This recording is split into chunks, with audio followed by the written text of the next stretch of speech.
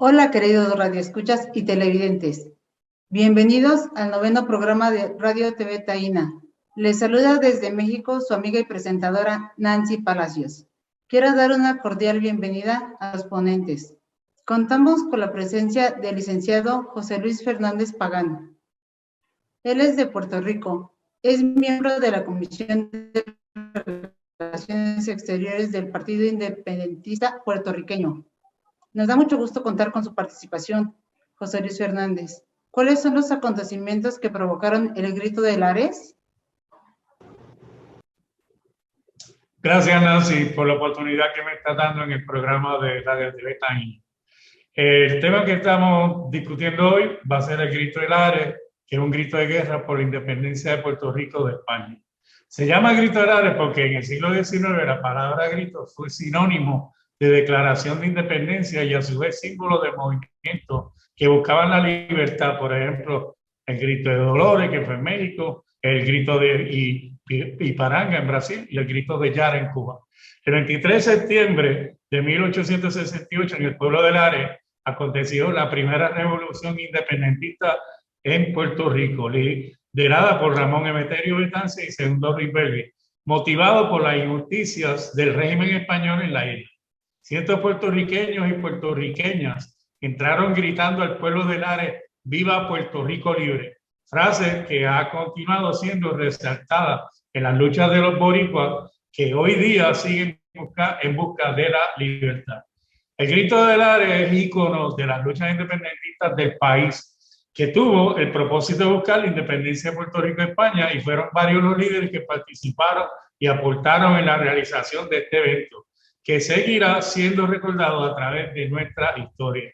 Aun cuando el movimiento no logró su propósito principal al ser enfrentado y disuelto por la milicia española en el segundo día de la rebelión, Pedro Albizu Campos dice: con el grito de Lares nace la nación puertorriqueña.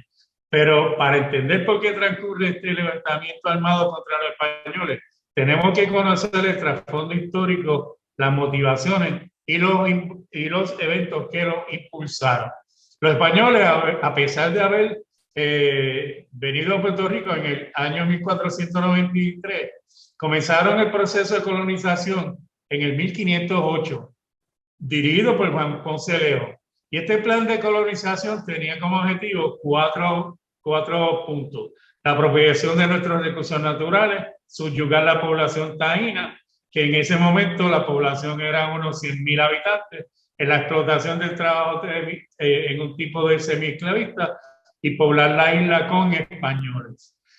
Desde entonces el gobierno de España imponía las leyes y 47 gobernadores de los 43 fueron militares. Esta situación colonial facilitaba la implementación de políticas económicas que explotaban los recursos y trabajadores puertorriqueños.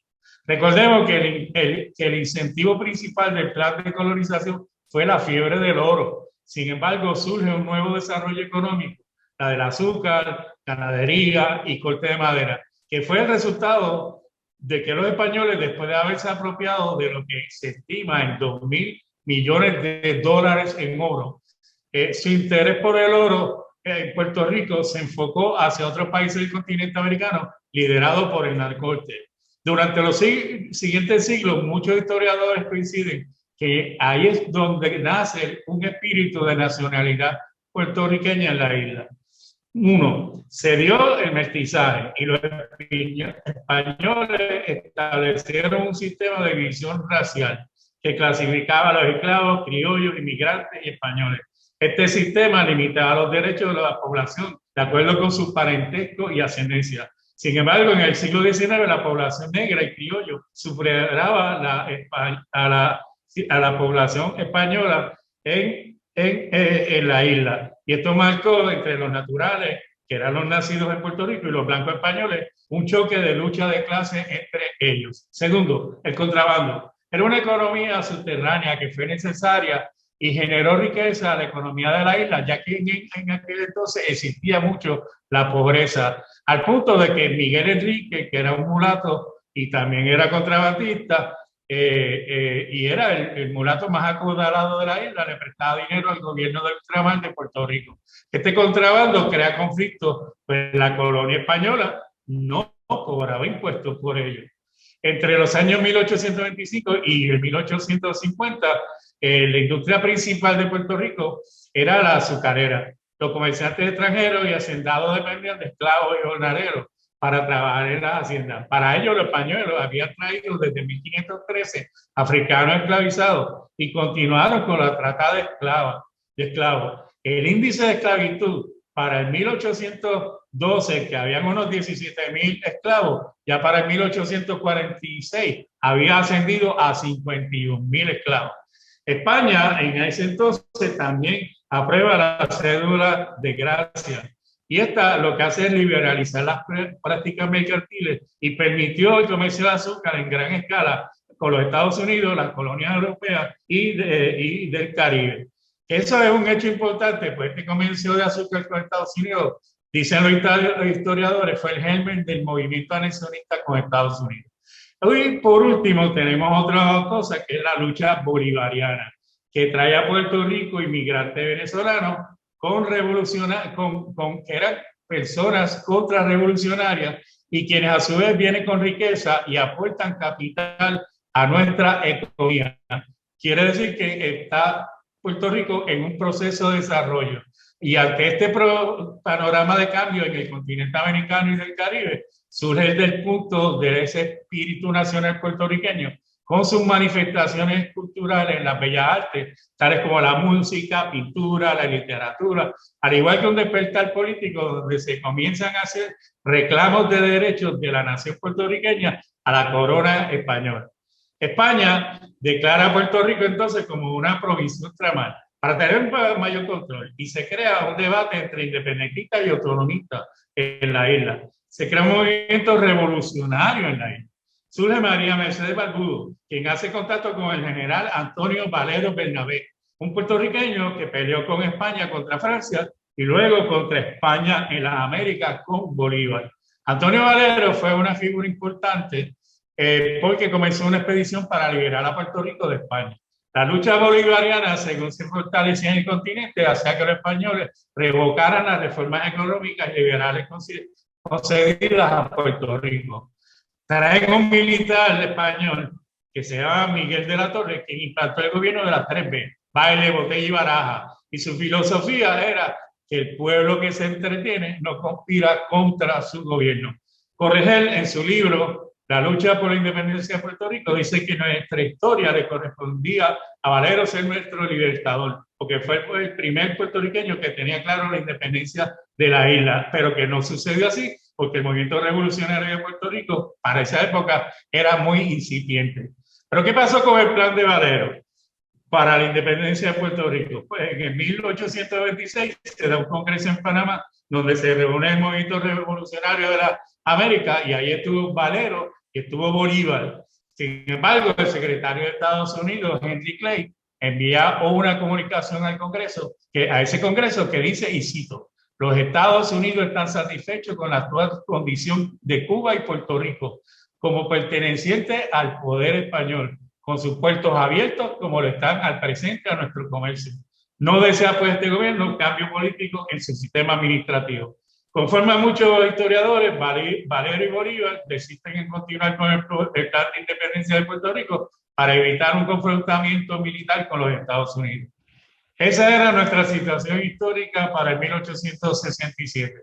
El 23 de septiembre, nuestro ejército libertador, dirigido por Manuel Rojas, formado entre 400 y 600 puertorriqueños, humildes, jornaleros y campesinos, partieron de las Haciendas Rojas y saquearon propiedades de españoles en las áreas aledañas y ocuparon la alcaldía de Lares. Pelearon y lograron su primera victoria. Eso fue un día de triunfo.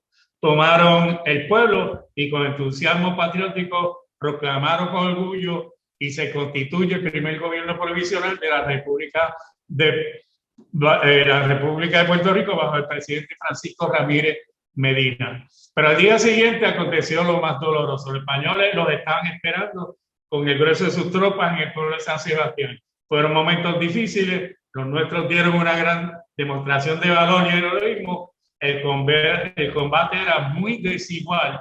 La ventaja numérica, la superioridad en la preparación militar y armamento, además de la falta del elemento sorpresa en la rebelión, fueron los factores que pesaron terriblemente en contra de los patriotas. A pesar de la derrota militar de la revolución, nuestros historiadores reconocen que tuvo el Grito del Ares una repercusión política positiva sobre las relaciones de España con Puerto Rico. España cedió la intransigencia del absolutismo monárquico. 2. Se inicia la concesión de reformas tantas veces rechazadas. Ejemplo, se nos concede el derecho a organizarnos a través de partidos políticos. Se otorgó la abolición de la esclavitud y bajo el recuerdo imborrable del Grito del Ares, España se ve obligada a concedernos la autonomía política. Desde la década de los años 30, don Pedro Albizu Campos inició la honrosa tradición de peregrinar a Lares todos los días 23 de septiembre para honrar la memoria de los héroes y mártires que nos legaron nuestra patria. El Grito del Ares ha calado hondo en el movimiento patriótico de Puerto Rico. Crece el entusiasmo y se aviva más nuestro espíritu de lucha. Se fortalece nuestra fe en el triunfo definitivo de los ideales que inspiraron el Grito del Ares: la independencia política, la soberanía, la justicia social para nuestra patria, Puerto Rico, Borinquen. Muchas gracias. Agradezco la participación de José Luis Fernández. Tenemos como ponente al doctor Ramón O'Neill Santos. Él es de Borinquen. Es embajador en México, nombrado por el Estado Nacional Soberano de Borinquen. Doctor Ramón, ¿podría hablarnos sobre el doctor Ramón Emeterio Betances Alacán? Sí, con mucho gusto. Primero, saludo a todo el público oyente y televidente. Betance, Ramón Emeterio Betance Alacán. Betance es un personaje de primer magnitud. Para comenzar, hay que decir que su padre era dominicano, su madre boricua. Nació en Cabo Rojo, en el oeste de Puerto Rico, lo que le da derecho por vía de la nacionalidad, o sea, le da derecho a la nacionalidad, lo puede adquirir por vía sanguínea y también por vía territorial, por haber nacido en Puerto Rico. Joven lo mandaron a estudiar a Francia. Hasta donde yo sé, es el único antillano y posiblemente latinoamericano que participó en la Revolución de Francia de 1848.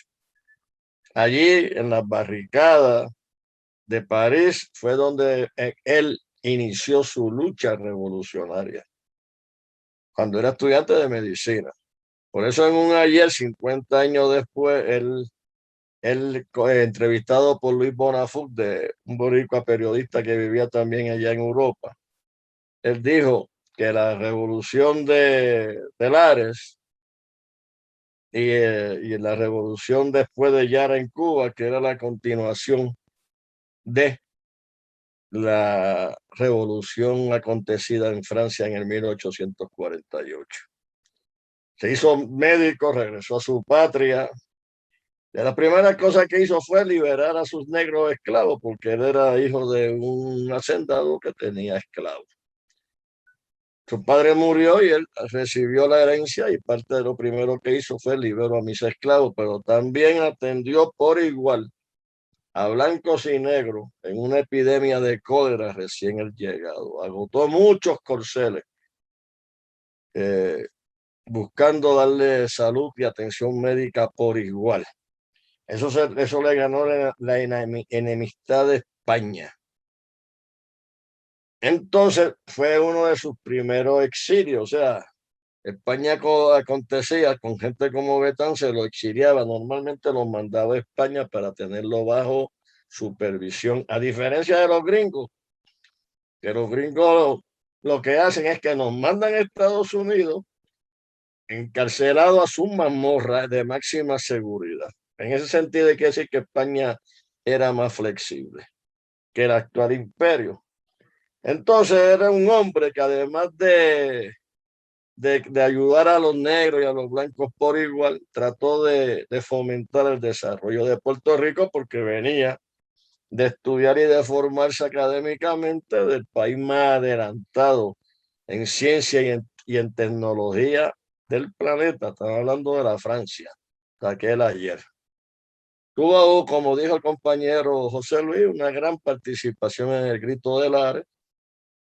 Fue el teórico, lo estructuró básicamente con un sistema tipo masónico, porque él era masón y creó logias en Mayagüez con los hermanos O'Neill, por cierto, ¿eh? Que no todos los O'Neill son los de Guaynabo anexionistas.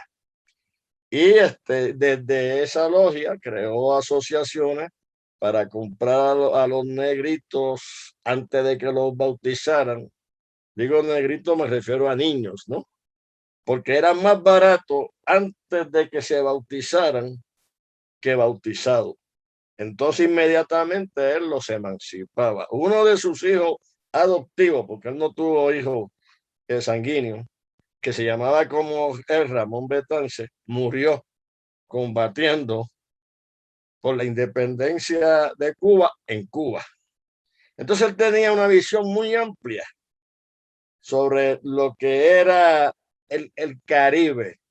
Yo manejo la tesis o la hipótesis de que Betance es el único antillano que logró estructurar una doctrina de derecho internacional.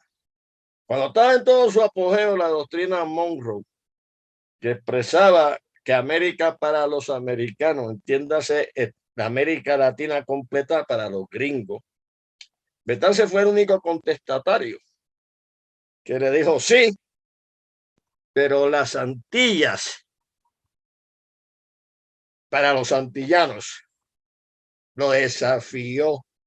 Igualmente desafió a varios dictadores caribeños, desafió a presidentes de Estados Unidos. Y por cierto, se me olvidó decir que él nació un 8 de abril y falleció un 16 de septiembre. Nació, si mal no me acuerdo, 8 de abril de 1823 y falleció el 16 de septiembre de 1898. No logró ver la independencia de Puerto Rico, pero trabajó por la de Puerto Rico, por la de Haití, por la de República Dominicana y por la de Cuba. Continúo cuando me den la palabra. ¿Por qué lo llamaban el antillano y por qué lo califica como defensor y fundador de naciones?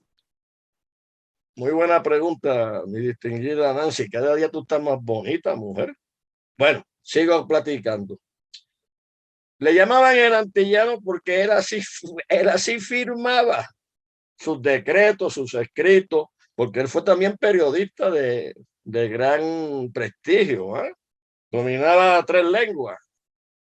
Bueno, por lo menos sí, 3 lenguas. Dominaba el español, el castellano, con lo que estamos hablando, el francés, porque se educó en Francia, y también el inglés.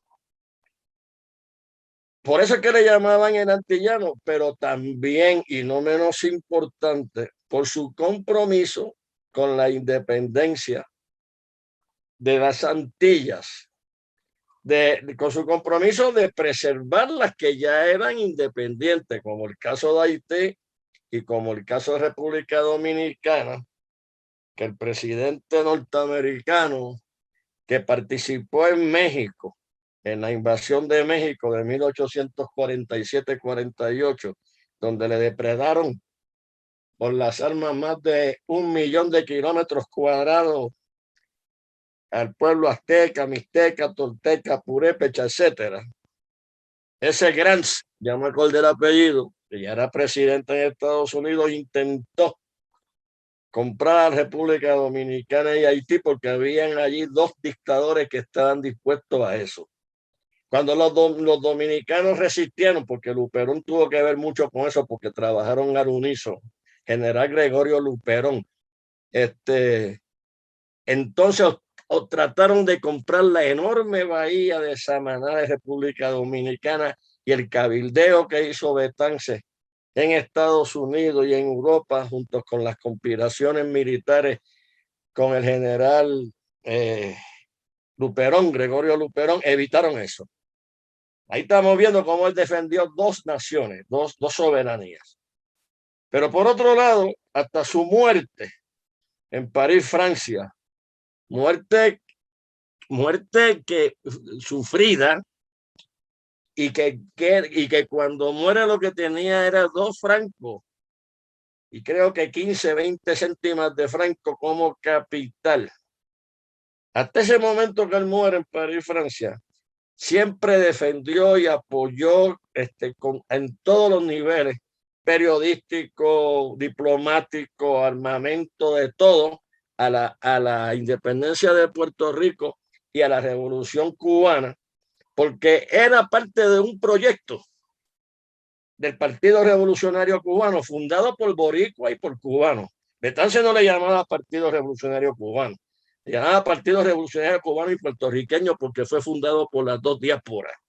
Y tenía en su artículo primero lograr la independencia de Cuba y auxiliarla de Puerto Rico.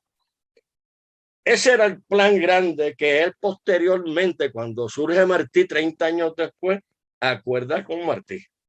Entonces, para esa era lograr la independencia de Cuba como antesala de la independencia de Puerto Rico, que a su vez iba a ser la antesala de la Confederación Antillana, que en aquel entonces, permítanme rápidamente buscar aquí una data, en aquel entonces él expresó, en mi concepto, el porvenir de nuestros países están en una confederación de las grandes Antillas, que puede formar una nación marítima de 25 millones de habitantes. Estamos hablando en el 1898.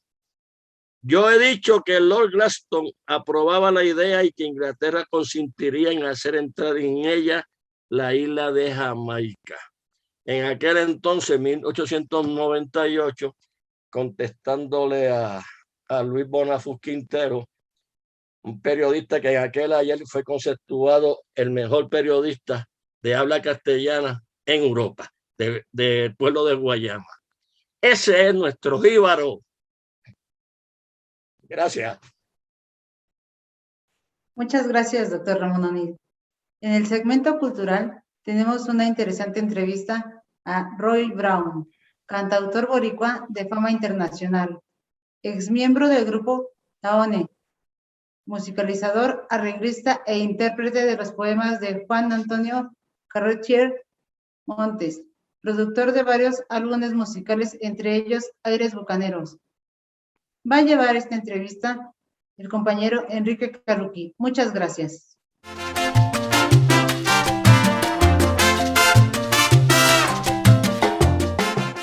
Es un privilegio para nosotros, no solamente para Radio TV Taína en Puerto Rico, en la diáspora en Estados Unidos, sino para México también, el tener a un compañero de este nivel.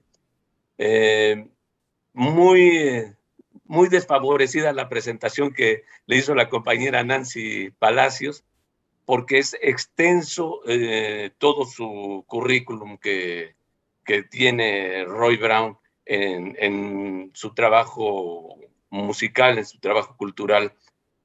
Pero bueno, pues queremos saludar a Roy Brown desde acá, desde México. Sabemos que se encuentra en Puerto Rico en este momento. Y bueno, pues un fraternal abrazo al compañero Roy Brown desde México, de acá de el verdadero centro del mundo, que es la Ciudad de México. Saludos, Roy Brown. Bueno, pues saludos a ti. Es un placer hablar de nuevo con un mexicano. Hace tiempo que no lo hago. Y a ti, que te conocí cuando tenías 16 años. Sí, más o menos, o sea que ya pasó algún tiempecito, Sí. Pero mira, ¿qué te parece si para los amigos que de México, la gente más joven, somos de una generación, por ahí así hablamos de los años 70, por ahí sí, de la década de los 70, que nos llegamos a conocer. ¿Por qué no haces un poquito de referencia sobre quién es Roy Brown, Roy? Por favor, ¿no? Haznos conocer un poquito de tu trabajo, de tu historia. Bueno, yo canto y hago canciones y como dijo la compañera, le pongo música a varios poetas importantes. Juan Antonio Corretjer, Luis Palemato, Pablo Neruda, Walt Whitman. Y además de eso, pues he trabajado con muchísimos músicos que han interpretado mi música y que han trabajado conmigo. He grabado con Pablo Milanés, he grabado con Silvio Rodríguez. Mi música la ha grabado Cultura Profética. El grupo Haciendo Punto en Otro Son. Y he trabajado con la Orquesta Sinfónica de Puerto Rico, con la Filarmónica, y he tenido canciones que han viajado el mundo porque las ha grabado gente como Celia Cruz, Juan Manuel Serrat, han grabado mis canciones, y otros que ahora mismo no me acuerdo los nombres. Pero es importante decir que cuando yo empecé a ser músico, a ser cantante, no lo hice pensando que iba a vivir, que eso iba a ser una profesión, que no lo visualizaba así, porque yo lo veía como que yo cantaba y hacía mis canciones, pero mi ambición era ser parte del movimiento de independencia de Puerto Rico. O sea, yo empecé a cantar en las movilizaciones que se dieron en la Universidad de Puerto Rico en contra del servicio militar obligatorio. O sea, pues yo me negué a ir a Vietnam a pelear esa guerra a nombre de los americanos.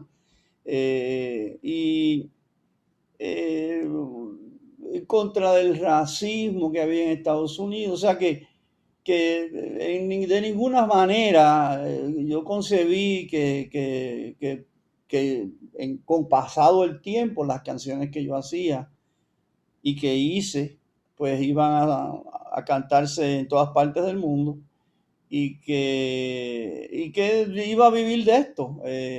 Nunca tuve la meta de ser una persona adinerada, y lo que me cayó en la vida, pues lo agradezco. Sí, fue de otra manera.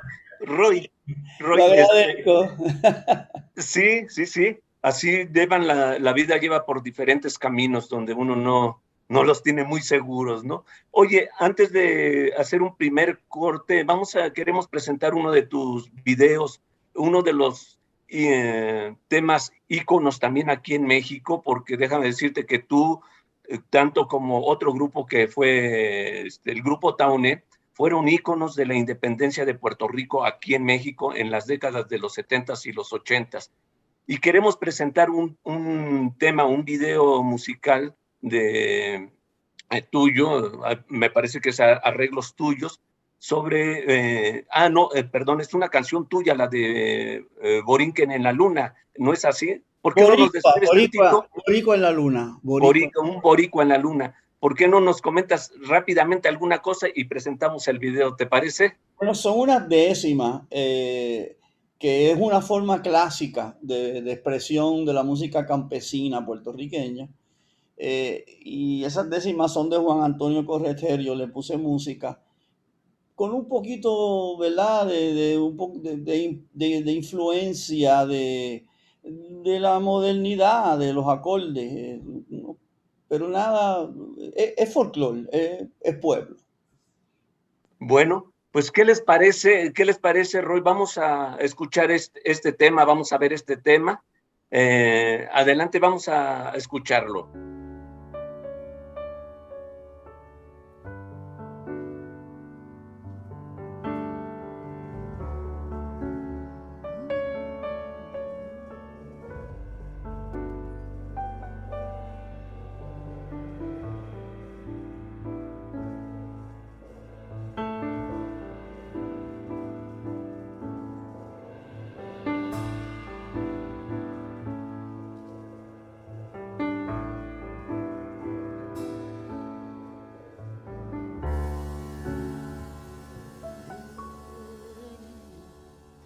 desde las ondas del mar, que son besos a su orilla.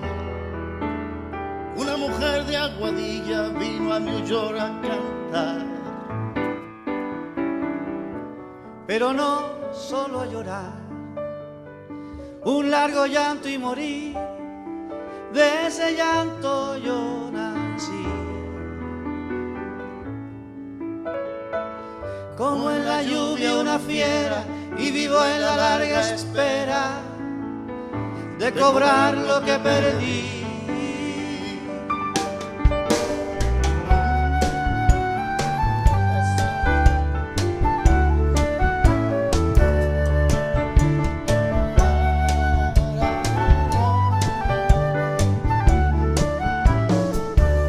Por un cielo que se hacía más feo, más volar, a Nueva York se acercaba un peón de las Marías,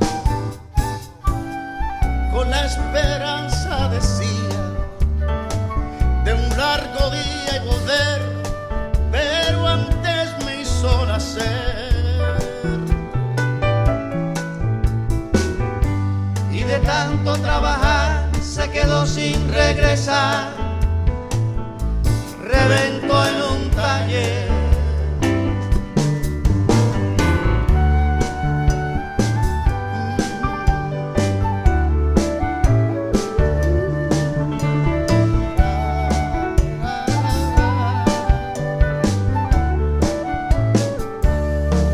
De una lágrima soy hijo, y soy hijo del sudor, y fue mi abuelo el amor único en mi regocijo. Del recuerdo siempre fijo, en aquel cristal del llanto, como quimera en el canto. Y un Puerto Rico de ensueño, y yo soy puertorriqueño sin nada, pero sin quebranto.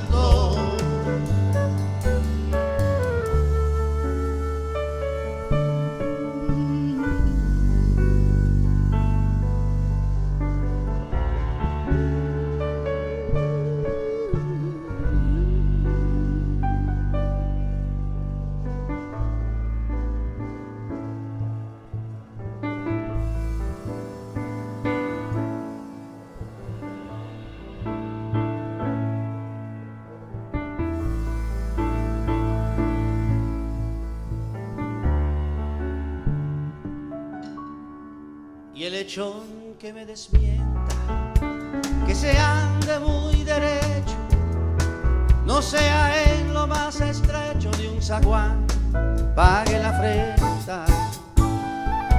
Pues según alguien me cuenta, dicen que la luna es una, sea del mar o sea montura. Y así le grito al villano, yo sería borincano aunque naciera en la luna. Y así le grito al villano, yo sería borincano aunque naciera en la luna.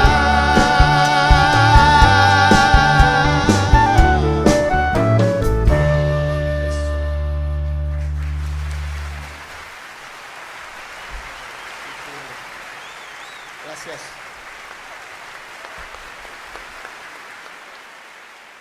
Ok, muy bien.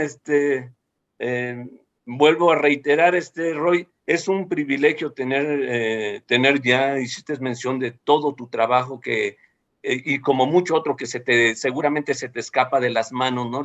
Las fechas, la gente con las que trabajaste. Pero te repito. Pero quería añadir que ya que estoy hablando con un mexicano y que sí, no, adelante. Alguna gente de México, que yo tuve una experiencia muy bonita en México. Yo creo que México jugó un papel muy importante en mi vida de los años 77, 78, hasta los 84, 85. Yo estuve yendo una y dos veces.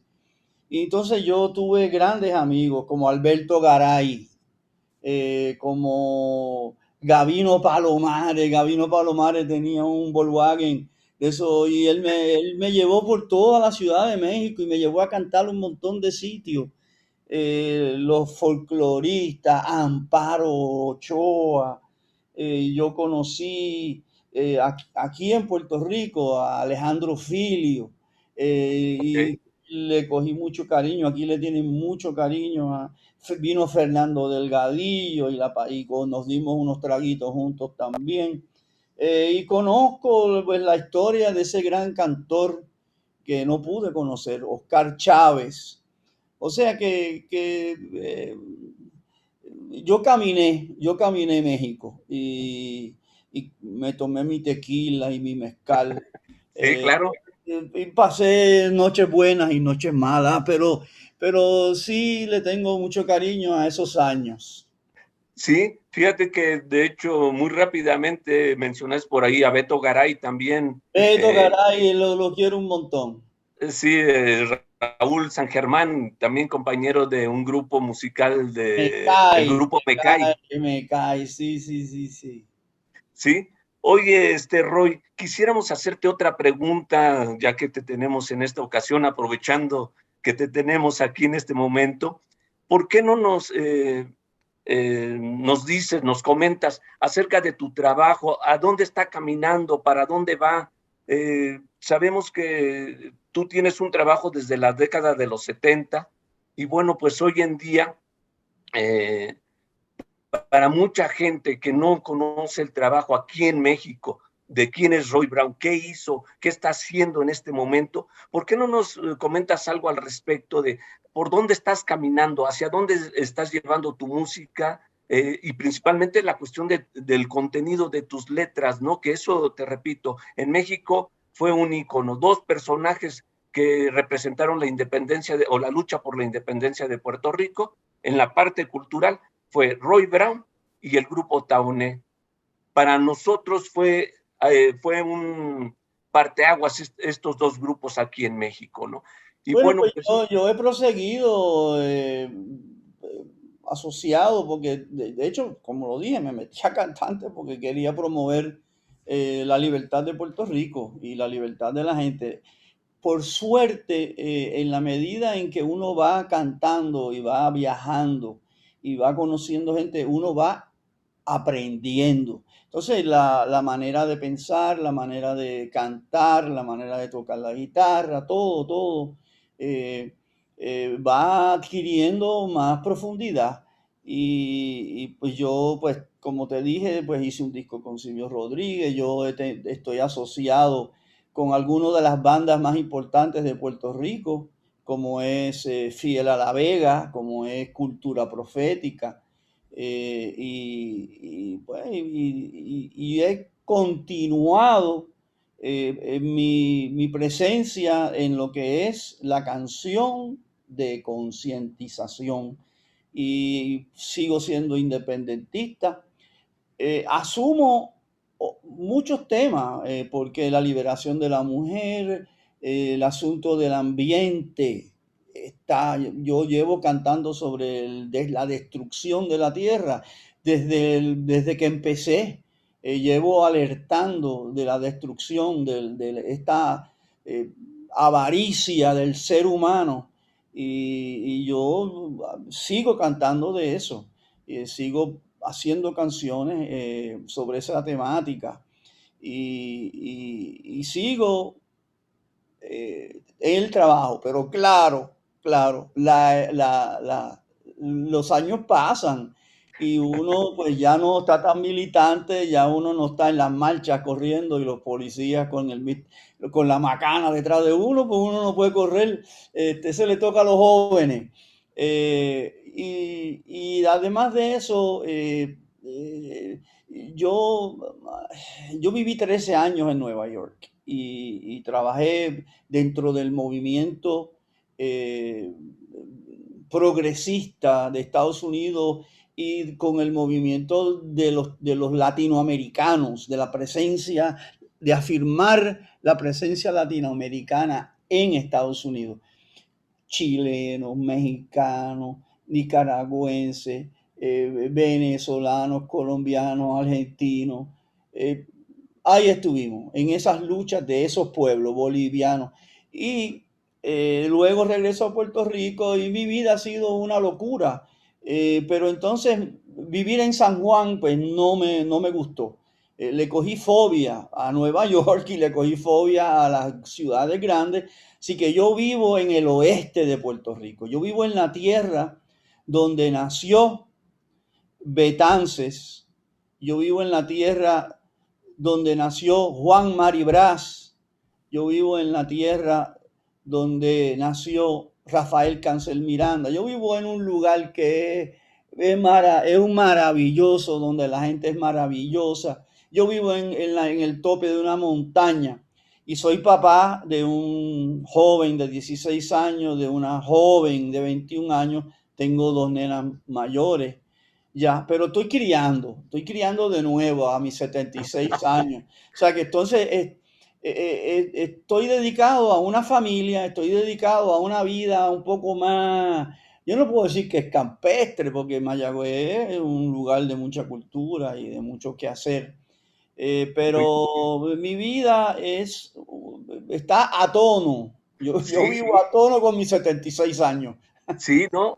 Roy, qué bueno. Mira, en verdad, esta pregunta nos enteramos de la situación y reafirmo que Roy Brown sigue para rato, o sea, ahí para rato. Eso era algo que también nosotros queríamos conocer, a dónde estaba caminando Roy Brown, por dónde, qué senderos caminaba Roy Brown. Y bueno, pues lo que nos acabas de exponer demuestra que efectivamente con un poco más de años, o mucho más de años, como dirías, pero se sigue haciendo trabajo, se sigue luchando, se sigue colaborando, se sigue participando, a lo mejor, como dices, no con el mismo ímpetu que se tenía. Bueno, tengo ímpetu en términos de que yo pienso que como tengo fuerza todavía, me he cuidado la salud, pues yo estoy en mi mejor momento musical. O sea, yo sigo componiendo y lo hago con mucho gozo, con mucha alegría y con mucho cuidado. Y yo colaboro con un grupo de músicos que son de lo mejor, de lo mejor. Y es una vida que, claro, señoras y señores, la pandemia ha sido terrible. Yo, pues, de la misma manera que te digo, que sigo trabajando, pero trabajo en mi casa, porque con la pandemia el trabajo para los músicos aquí se ha hecho muy difícil. La última vez que canté ante un público fue en febrero del 2020. O sea, yo no canto ante un público desde febrero del 2020 por la pandemia. Sí, así fue. Se cerraron todas las posibilidades, incluso muy difícil para los músicos. Lo mismo yo me supongo que en cualquier parte del mundo, Roy. Y precisamente de lo que hablabas con respecto a cómo ha evolucionado Roy Brown en su música, quisiera que nos presentaras muy rápidamente el siguiente video que vamos a ver, Roy Brown, un tema Mima. Mima es el nombre de una mujer y esa es una canción rockera, de rock and roll, y es una canción que el texto es: el mundo está en un desastre detrás del otro. Si no es la naturaleza, es la avaricia de los humanos, es el abuso de la mujer, es la pedofilia. Sí, y yo estoy mencionando esas cosas, pero entonces no me vuelvo loco. Yo te amo. O sea, es una canción de amor, que a pesar de todo eso, existe este amor que a mí me salva. Vamos a ponerlo de esa manera. Sí, no nos queda, Roy, más que agradecer tu colaboración, tu participación, y al parecer por ahí hay posibilidad de que nuevamente podamos encontrarnos nuevamente. Cuenten conmigo. Muchas gracias. Bueno, pues vamos a dejarlos con el siguiente video de Mima, como nos lo mencionó Roy Brown, es el nombre de una mujer. Y bueno, pues los dejamos y agradecemos la participación de Roy Brown, y desde México le damos un saludo, y a nombre de Radio TV Taína también le agradecemos. Que viva Puerto Gracias, Rico Roy. libre y que viva el grito del Ares. Viva Puerto Rico libre.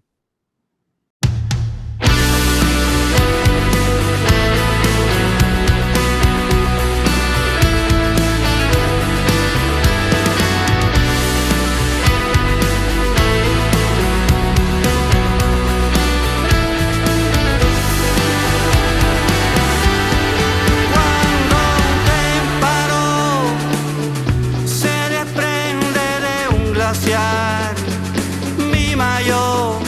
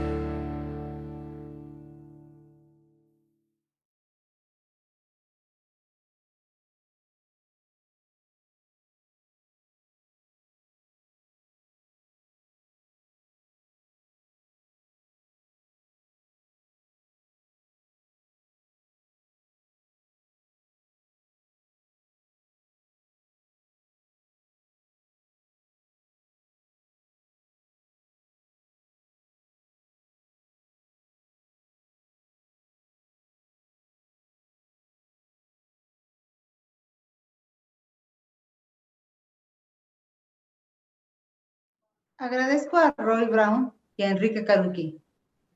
Continuamos con el doctor David Cilia Olmos. Él es exmilitante de la Liga Comunista 23 de septiembre, expreso político, director de la editorial Huasipungo, Tierra Roja, maestro en desarrollo rural. Bienvenido, doctor David Cilia. ¿Qué se conmemora el día 2 de octubre en México? Buenas tardes. Estamos aquí desde la Ciudad de México recordando el 2 de octubre. El 2 de octubre es una fecha que se recuerda a nivel nacional con motivo del movimiento estudiantil de 1968, ya que el 2 de octubre fue la fecha en la que el Estado mexicano determinó acabar de tajo con el movimiento estudiantil que había suscitado unos meses antes. Si ustedes recordarán, en México en 1968 hubo dos eventos especiales o trascendentes. Uno de ellos fue el movimiento que se inició en julio de ese año y otro fue las Olimpiadas que se llevaron a cabo en este país. El 2 de octubre fue la manera en que el Estado mexicano cortó de tajo el movimiento estudiantil para dar paso a una simulación de democracia en este país y que se llevaran a cabo las Olimpiadas que estaban en la mira de todos los países del mundo. ¿Cómo inició el movimiento estudiantil de 1968? Tiene un doble factor desencadenante. En primer lugar, fue una protesta de estudiantes de una de las principales escuelas de educación superior, que es el Instituto Politécnico Nacional, en contra de las arbitrariedades y de la represión de la policía capitalina, en contra de estudiantes en una vocacional de la Ciudad de México. Una vocacional, cuando decimos una vocacional, decimos una escuela de nivel bachillerato o nivel preparatorio. La policía de la Ciudad de México había reprimido salvajemente un pequeño altercado que se presentaba entre los estudiantes, había penetrado a los planteles educativos y había golpeado ya no solamente a los estudiantes, sino también a los maestros y al demás personal. Frente a eso, los estudiantes del Instituto Politécnico Nacional se levantaron en una protesta en contra de esa brutalidad y arbitrariedad policíaca. Para ello convocaron a una movilización el 26 de julio en el centro de la ciudad. El otro factor desencadenante fue que precisamente el día 26 de julio, varios estudiantes de la UNAM y varias organizaciones políticas encabezadas, algunas de ellas por el Partido Comunista Mexicano, habían decidido realizar un homenaje a la revolución que se había recientemente instaurado en Cuba. En Cuba, el movimiento 26 de julio había tomado el poder con Fidel Castro, el Che Guevara y otras distinguidas personalidades. Se habían hecho del Estado cubano y habían derrotado al dictador Batista. Y para esa fecha se convocó a un mitin en el hemiciclo Juárez, también en el centro de la ciudad, para celebrar este acontecimiento. Pues la policía igual llegó y reprimió a unos, a los que estaban protestando por la brutalidad, y a otros, a los que estaban simple y pacíficamente recordando el triunfo de los revolucionarios cubanos. Esta represión fue salvaje, los estudiantes corrieron. En esta trifulca, los estudiantes de una y otra universidad se entremezclaron, se defendieron juntos, y el Estado hizo la gran barbaridad de tomar por asalto las escuelas que estaban en el centro de la ciudad. A partir de ahí se desarrolla una serie de protestas, una serie de movilizaciones. Se declara la huelga en ambas universidades, pero a esta huelga se suman otros estudiantes y el movimiento se desarrolla en una creciente constante y permanente, donde tal vez su punto más álgido haya sido la manifestación del silencio, que trajo consigo, después de esto, una brutal represión en el mismo Zócalo, en el mismo centro de poder de la Ciudad de México, donde se encuentra el Palacio Nacional. Los estudiantes fueron atacados con tanquetas en la misma plaza principal.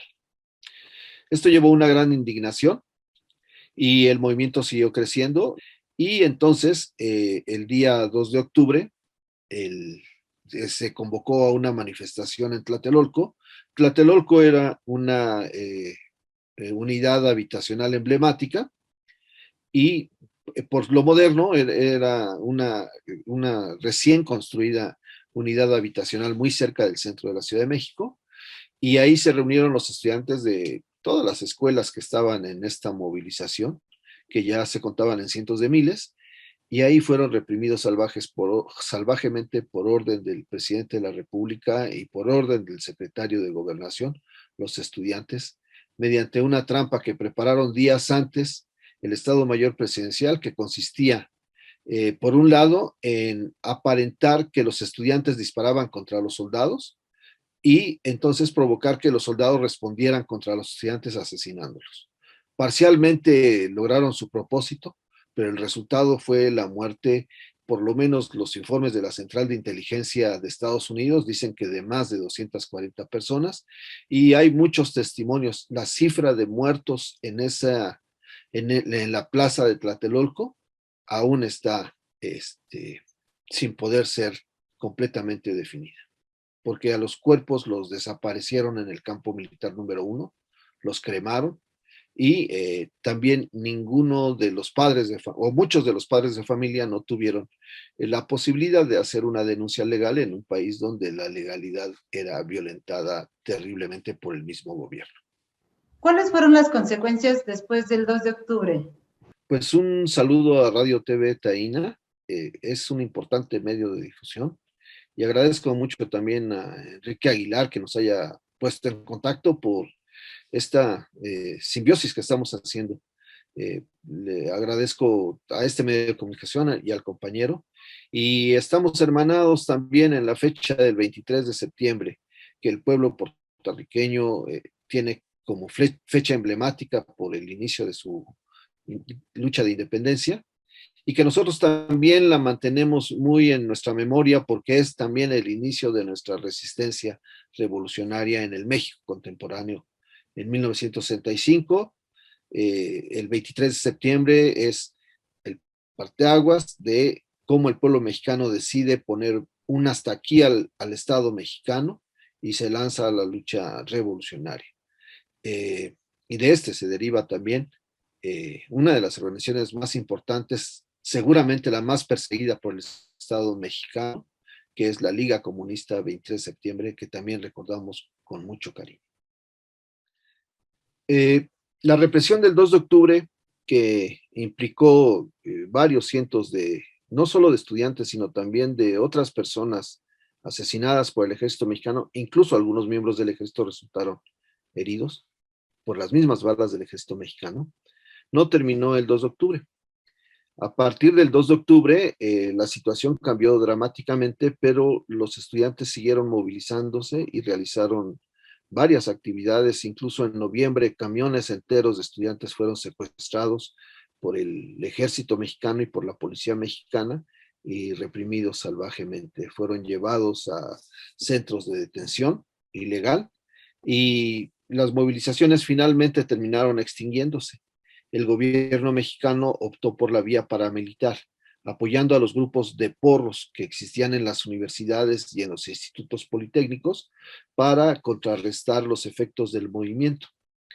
A partir de ahí se desarrolla todo el paramilitarismo en México, que es una de las formas con que el gobierno en adelante estaría enfrentando la movilización de los estudiantes. Pero el movimiento del 68 también trajo un aspecto importante en la vida política nacional. Hablamos de que la izquierda en México hasta el 68 podríamos decir que era un solo conglomerado heterogéneo con muchas partes, muchas composiciones y muchas propuestas, pero el 68 partió en dos el movimiento de la izquierda, en dos vertientes. Los unos, los que frente a la represión sostuvieron que el gobierno debería devolver a la constitucionalidad y al derecho y debía de ajustarse a las normas legales que existían en el país mediante reformas en la vida política nacional, mediante una apertura política. Esos serían los llamados dentro de la izquierda, el ala reformista de la izquierda, y los otros pensaban que la manifestación del 2 de octubre y su represión implicaban necesariamente que no había una posibilidad dentro de las llamadas vías legales, que en realidad eran ilegales, o dentro de las vías constitucionales de una constitución que no se respetaba, que no existía ninguna posibilidad para una transformación del país, o mínimamente para dejar de estar sufriendo lo que estaba sufriendo en ese momento, que eran asesinatos, represión, torturas, encarcelamientos arbitrarios. Entonces se planteó en México esta división de dos corrientes del pensamiento de izquierda. Los que planteaban mejorar las cosas mediante reformas que paulatinamente irían situando al país en un mejor posicionamiento democrático, y los que planteaban que era necesaria una transformación revolucionaria. Reforma y revolución fueron los dos aspectos en los que se dividió el movimiento social, que en ese momento también devino el movimiento de izquierda. Era un movimiento de izquierda y era un movimiento social al mismo tiempo. Entonces, a partir de aquí, se da la gran división. Unos grupos, no es que se haya inventado en ese momento la lucha armada, o la lucha guerrillera, o la lucha por el socialismo mediante la vía revolucionaria, pero a partir de ahí un sector importante de la población se unió y se asumió y consideró correcto agregarse a los grupos armados que ya habían existido o a conformar nuevos grupos. También se conformaron o se consolidaron nuevos grupos armados guerrilleros que se lanzaron a la lucha clandestina.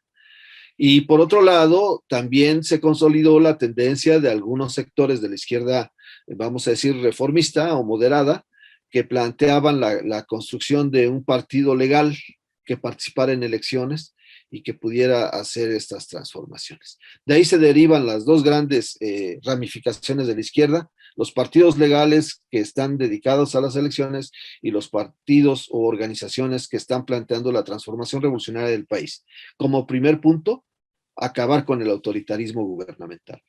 Como segundo punto, y en eso coincidían todos, tanto la izquierda moderada como la izquierda revolucionaria.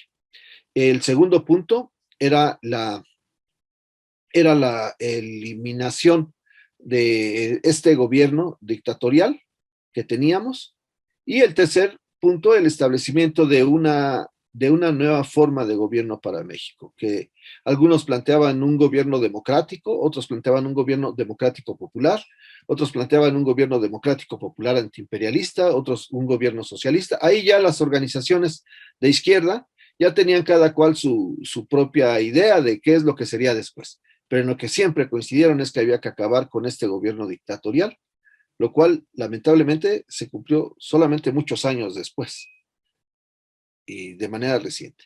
No quiere decir que ya se haya transformado México, pero el autoritarismo del gobierno de aquel entonces se puede decir que en ese primer punto ya hemos avanzado un poco. Muchas gracias. Agradezco a todos los ponentes y a Roy Brown. Los invitamos a seguirnos en nuestras redes sociales y a enviar sus comentarios. Agradecemos a Haití que nos sugirieron no olvidar su independencia de 1804 y que tendremos dentro de los temas de Radio TV Taína en próximos programas. Agradezco en la producción técnica y edición a Freddy Vadillo. Producción ejecutiva Juan Antonio Papo Tillo, Lourdes García, Rodrigo Lucena, Enrique Caruqui, Freddy Vadillo y Ramón O'Neill. En el diseño gráfico a Anita Avilés. En nombre de Radio TV Taína, esperando sus comentarios en nuestras redes sociales e invitándolos a comunicarse con nosotros a los siguientes números telefónicos. Que pasen excelente tarde. Se despide de ustedes tu amiga Nancy Palacios. Gracias.